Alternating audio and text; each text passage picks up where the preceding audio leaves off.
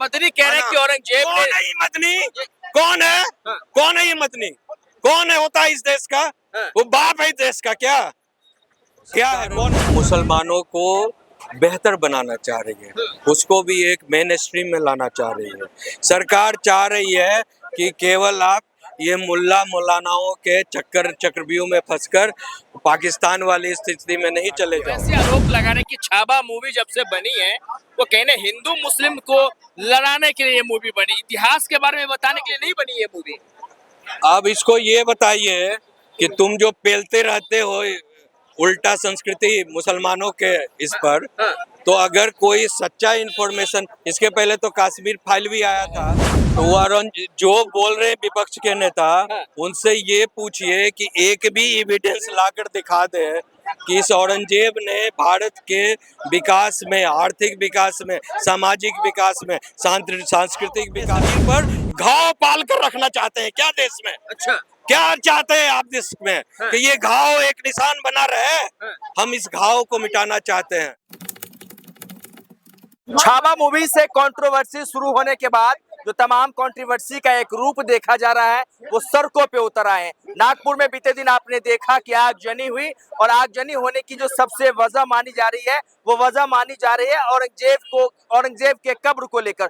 जब विश्व हिंदू परिषद के तमाम जो कार्यकर्ता है और बजरंग दल के जो कार्यकर्ता, उनका साफ तौर पे मानना है कि जिस तरीके से औरंगजेब एक कुशासक था और हमारे देश के राजाओं के आक्रांताओं के साथ जिस तरीके से दुर्व्यवहार किया, ये अमानवीय है और ये हमें हिंदुओं को बर्दाश्त नहीं है। इतना कहने की देर नहीं थी कि दो गुटों के बीच में जो है झड़प हो गई और देखते ही देखते ये झड़प जो है आगजनी में बदल गई। इस मुद्दे पे बातचीत करने के लिए हमारे साथ सुप्रीम कोर्ट के वकील मौजूद है, उनसे बात करेंगे और जानने की कोशिश करेंगे कि औरंगजेब के कब्र को लेकर जो सियासी माहौल बना हुआ है उसको ये कैसे देखते हैं। सबसे पहले तो बहुत बहुत स्वागत है सर आपका। क्या लग रहा है औरंगजेब के कब्र को लेकर जो है विश्व हिंदू परिषद हो, बजरंग दल हो, उनकी साफ तौर पे मांग है कि औरंगजेब जैसे आक्रांताओं का कब्र जो है यहाँ से हटा देना चाहिए। क्या कहेंगे इस बातों पे?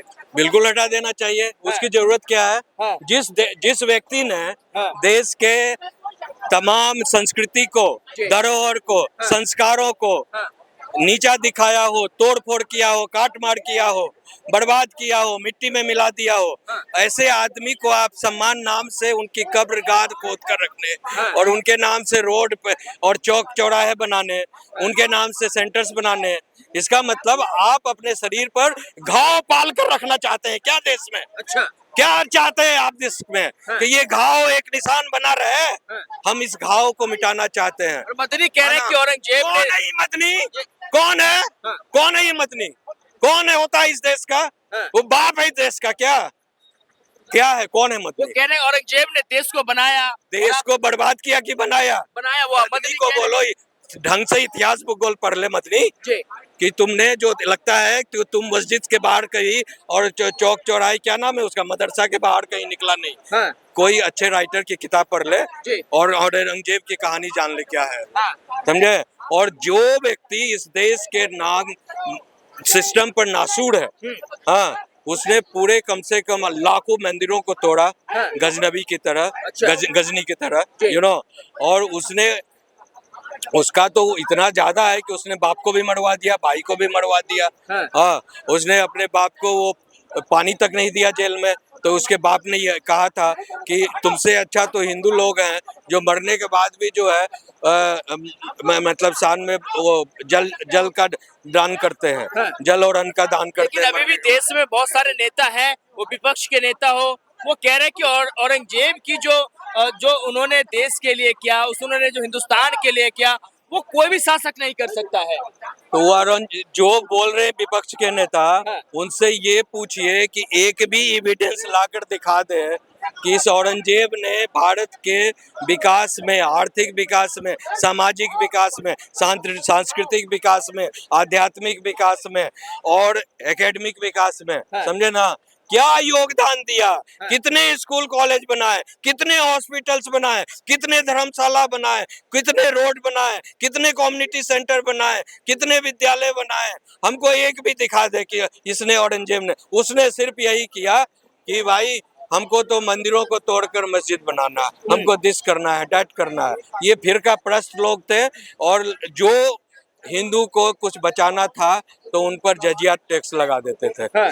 कि जजिया टैक्स दो, इतना टैक्स दोगे तो तेरे मंदिर को नहीं तोड़ा जाएगा, तेरा धर्म परिवर्तन नहीं किया जाएगा, नहीं तो तुमको बोटी बोटी काट तो दिया वैसे आरोप लगा रहे कि छावा मूवी जब से बनी है वो कहने हिंदू मुस्लिम को लड़ाने के लिए ये मूवी बनी, इतिहास के बारे में बताने के लिए नहीं बनी ये मूवी। जाएगा। अब इसको ये बताइए कि तुम जो पेलते रहते हो उल्टा संस्कृति मुसलमानों के इस पर, हाँ। तो अगर कोई सच्चा इंफॉर्मेशन, इसके पहले तो कश्मीर फाइल भी आया था, जी। तो इन चूतियों ने कहा था कि ये सब कश्मीर फाइल जो है, केजरीवाल ने भी बोला था कि कश्मीर फाइल जो है मूवी जो है ये बकवास है, ऐसा कुछ हुआ ही नहीं। हाँ। लेकिन जब रिसर्च हुआ तो ये, इसके पहले बाद में ये जब ये राम सेतु मंदिर की बात आई थी, राम सेतु पुल की बात आई थी, तो उसमें सोनिया गांधी से लेकर सभी ने कहा ये बकवास है, ये सब काल्पनिक कहानी, ऐसा कुछ हुआ ही नहीं। उसी तरह अब छावा मूवी आई, सच्चाई और रिसर्च ओरिएंटेड मूवी है, समझे, सारा चीज एविडेंस बेस्ड है, इतिहास के पन्नों में सारा एविडेंस के बाद इसको बनाया गया है। तो अब तुमको डाइजेस्ट नहीं हो रहा है because you want to retain the system of the Islamic forces and English forces, समझे, तो आपको डाइजेस्ट नहीं हो रहा है, तो आपको लगता है कि ये गलत मूवी है। कल जो है जंतर मंतर पे तमाम मुस्लिम कम्युनिटी के जो लोग थे वो भी मौजूद थे, वो कहते वक्फ बोर्ड अमेंडमेंट बिल को लेकर जो है हमारा प्रदर्शन है, सरकार जो है मुस्लिमों के साथ जातियाना जो है कहीं ना कहीं रुख अपना रही है। सरकार मुसलमानों को बेहतर बनाना चाह रही है, उसको भी एक मेन स्ट्रीम में लाना चाह रही है। सरकार चाह रही है कि केवल आप ये मुल्ला मौलानाओं के चक्रव्यूह में फंसकर पाकिस्तान वाली स्थिति में नहीं चले जाओ, आप डॉक्टर बनो, कलेक्टर बनो, इंजीनियर बनो, साइंटिस्ट बनो, विद्यालय बनो, प्रोफेसर बनो। वो मुसलमान को लाइफ को ट्रांसफॉर्म करना चाह रही है मोदी सरकार, उसको उल्लू बुल्लू रिक्शा पंक्चर वाला नहीं बनाना चाह रही है। बिकॉज भारत सरकार को, मोदी को 1947 में दुनिया का सबसे विकसित राष्ट्र बनाने का उन्होंने संकल्प लिया है।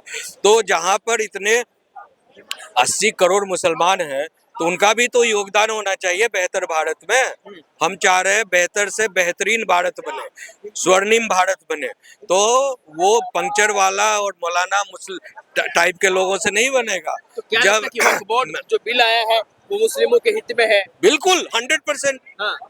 वो तो हमें ये बताइए, कोई भी वक्फ बोर्ड के द्वारा कहीं भी कोई विद्यालय बनाया गया, कोई हॉस्पिटल बनाया गया, मेडिकल कॉलेज बनाया गया हो, या फिर कोई रिसर्च इंस्टीट्यूट बनाया गया हो, या कोई कहीं आध्यात्मिक सेंटर बनाया गया हो विकास के लिए, शांति प्रिय विकास के लिए, केवल इस्लामिक विकास नहीं, सबका सर्वधर्म विकास के लिए, आध्यात्मिक विकास के लिए, या कोई ऐसा व्यापार केंद्र बनाया गया हो जिसमें जो है सबों का वेलफेयर की बात हो रही हो, या कोई गार्डन बनाया गया, कम्युनिटी सेंटर बना, कुछ भी तो बनाओ भैया। समाजवादी पार्टी के सांसद अवधेश प्रसाद है, वो कह रहे हैं कि अगर वक्फ बोर्ड अमेंडमेंट बिल अगर पारित हो जाता है तो मुसलमानों के जो हक की बात की जा रही है वो उनका हक छीन लिया जाएगा, मस्जिदें छीन ली जाएगी, मदरसे छीन लिए जाएंगे, ये तमाम चीज इस अमेंडमेंट बिल की वजह से होगा।